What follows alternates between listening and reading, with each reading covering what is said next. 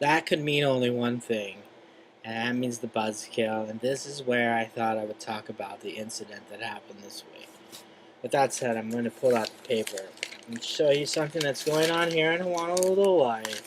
That's right, the backpack motherfucking bandit. That's right, this is props. Yeah, look, check it out. Wanted this motherfucker.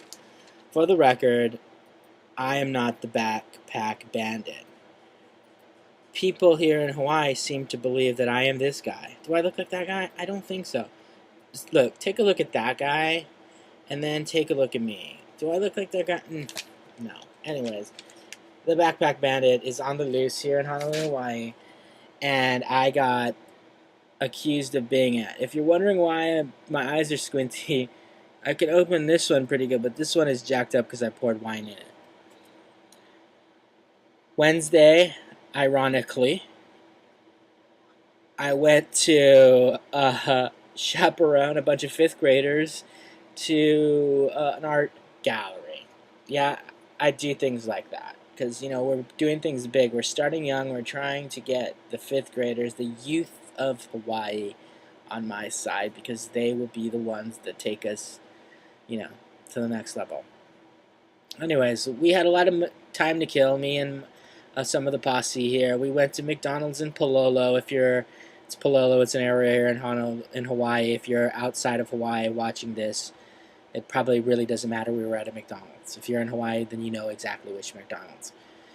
We went into this place, McDonald's. We decided. We walked in, and for those of you here in Hawaii, there was a person in the McDonald's that sort of is a big star, quasi-idol of mine. We're just going to call him for the sake of conversation to keep the innocents innocent. We'll just call him Sheriff Norm. He was inside the McDonald's, and, you know, I've met him many times in my lifetime, but we were never like this, you know, like most people I meet. We end up being like this, you know, like, you know, friends. Anyways, we don't really know each other. I just know that, you know, when I was 15, I knew he was the guy to go to buy the new, you know, Bronski Beat album or some shit like that. Anyways, he was in there. I was like, we got time to kill. Let's see if we can stay in this McDonald's longer than him. He was doing some weird stuff. I decided to live tweet it. If you were following us on Twitter, beneath radio that is, you would have seen these tweets come out, me talking about somebody doing stuff, and me basically tweeting what he was doing. Okay, that's what I was doing. Anyways, we're sitting there, we're killing time, the cops walk in. I thought they were actually came in to throw the loud white dude out. It was basically a McDonald's full of old Japanese people, because that's how Hawaii does it. McDonald's at 8 o'clock is all old Japanese people reading the newspapers. There was a white guy talking really loud. I thought the cops came to throw him out. The cops rolled up to me and the entourage in our booth and were like, walked right up to me and they were like, do you know why we are here? Now, instantly I thought, oh my God, like when you get pulled over by the cops, it's the first thing is like, do you know why you're pulled over? Which basically is like, you've done something wrong. And instantly I thought, wow, my live tweeting of this person's life has crossed over into the act of some sort of weird perversion. And the cops came and decided to take me away for fucking talking about the dude's socks and what he was doing. Turns out it wasn't that. But before we found out that, we were taken out of the McDonald's because their exact words were, please come with us outside because we don't want to make a scene. Now, being the person that I am, the first thing I thought was, wow, Ronnie Rucker is going to be laid down in the ground in McDonald's for a crime he did not commit.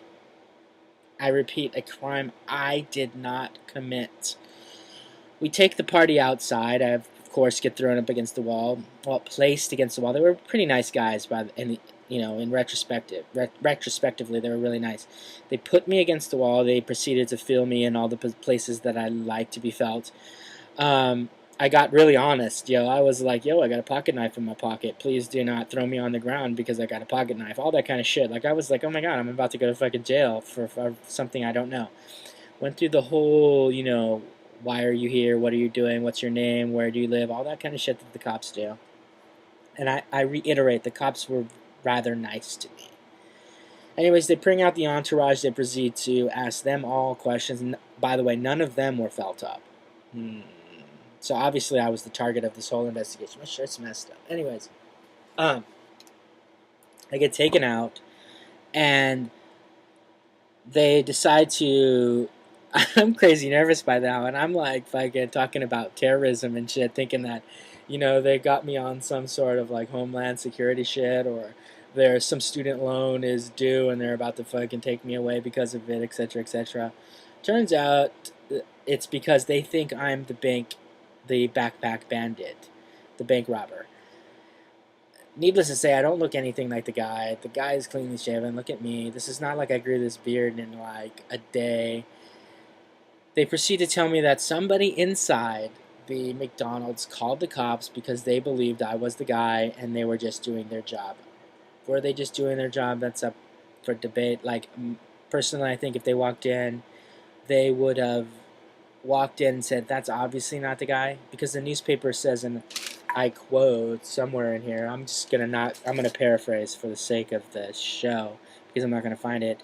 It's amazing that we have such great footage of this guy, such clear and abundance of footage of this guy, that we do not have any leads at this time.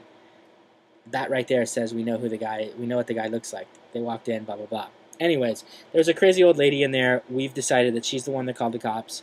And from this day forward, I'm going to make my mission to find who this cat is. Find him. I'm going to find him. You heard it first right here. I'm going to find him and clear my name. Because I was basically perp walked out of that place with the cops because they wouldn't let me leave. They wanted me to leave because I was straight going to fucking start questioning everybody in there. Like, who fucking was the guy that called the cops or the lady? Anyways, I got pegged as the bank backpack bandit, and that is how it went down. A lot of people probably don't believe it, but I swear to God it happened. Now, let's get to the Buzzkill. The Buzzkill is concerned citizens. If you're out there and you see somebody and you want to get $10,000 for throwing them in, find the fucking right guy. That was the Buzzkill.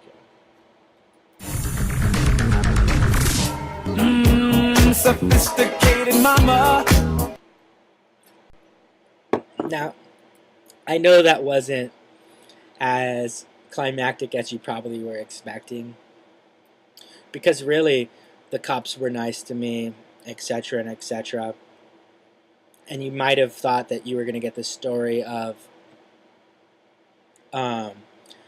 the cops threw me on the ground, they called me spick or wetback or something like that. It didn't go down like that. In the end, they were really nice to me and apologetic, even though they basically threw me out of the fucking McDonald's because they didn't want to make a scene. I'm safe. I did not get laid on the ground. Again, I am going to find this person. I'm going to go back to the scene of the crime and start taking stuff. So you are going to want to tune in next Saturday and Saturdays after to see how this goes down. Believe me, I will find this guy and clear my name. Now, I have to say this. Breaking news. The president is black. And if you can't handle it, go fuck yourself. And if he is Muslim, which means nothing to me, you can go fuck yourself too if you have a problem with that. I'm going to click that button again because I like to push it.